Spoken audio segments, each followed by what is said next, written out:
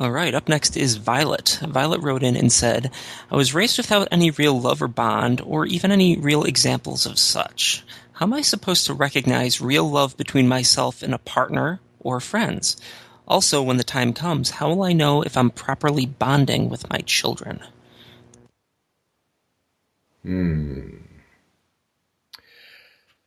Interesting. Do you have negative examples of like how you know Hello? it wasn't love?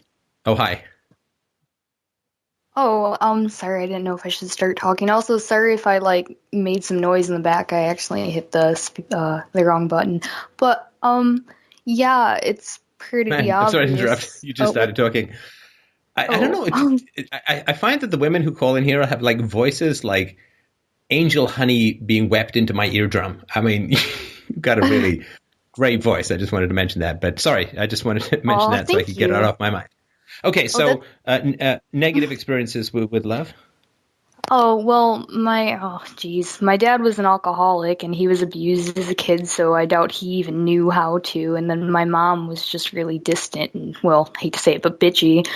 And, I don't talk to them, and my brothers were really abusive with me, and my family obviously didn't give a shit because no one did anything. So it's basically, me and my brothers were just, neglected and abused our whole lives. So, recently, I've been reevaluating my life, and I realized that most of my relationships are just just crap.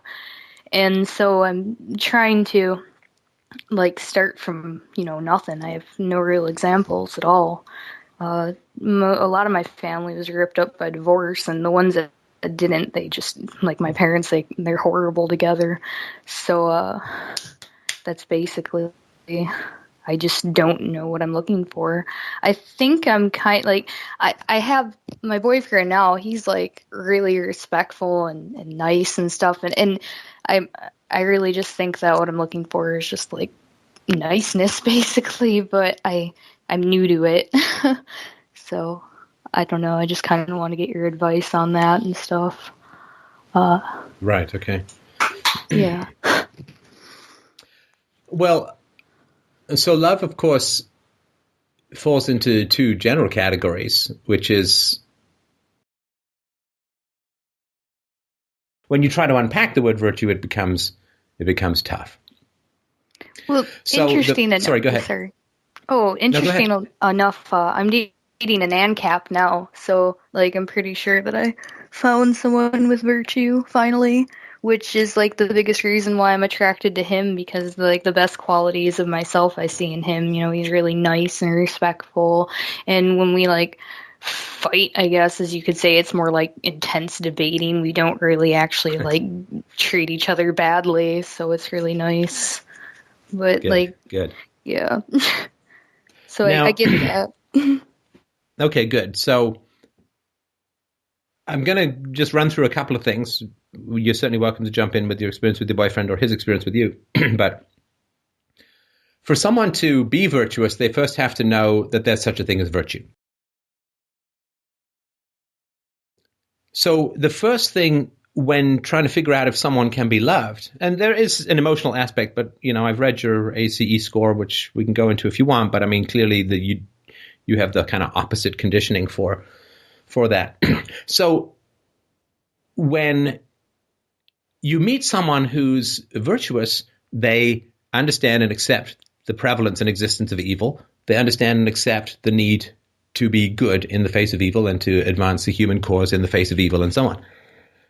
What that means is that if you've had as traumatic a childhood as you've had, then they recognize that what was inflicted upon you as a child was irredeemably evil, that you were surrounded by evildoers, that you are a completely innocent victim of evildoers. And there is an unwavering condemnation of the abuse that you suffered. That's how you know that you're in the presence of somebody who understands something about good and evil. Oh yeah, you have no idea how many times people have told me that I'm basically exaggerating on things and that I should forgive and forget and talk to my parents and all that stuff, but like no way. Like that's ridiculous. Like and what's really crazy is that when other victims of child abuse tell me, "Oh, well, what I went through and that's nothing," and blah blah blah, that drives me nuts. It's like, dude, just because your childhood was worse doesn't mean mine was good. But like that happens all the time. It's just really annoying. Because it's more than annoying, right? Go ahead. It's more than annoying, right? Oh yeah. Annoying is somebody who parks too close to your car and you can't get out easily. Yeah. It's a betrayal of the innocent victim, you, Violet, of evildoers. It's a fundamentally disgusting, hideous, evil betrayal of the victim of child abuse. So you have an ACE score of 8, young lady. You were birthed in a chamber of hell, right? That is pretty terrible. It was about as bad can be, and it was the worst childhood you will ever experience, and it doesn't matter what the fuck happened to anybody else on this planet, because this was your childhood. There is not a 3-year-old alive who will say they're no longer hungry if they haven't eaten in 2 days, because there's a child in India who hasn't eaten in 3 days. Yeah. Right? Yeah. And I try to explain that, but they don't want to hear it a lot of the times. They don't. They don't, because it requires that they see evil, and it requires that they then, when you see evil, all you need to be a doctor of morality is see evil.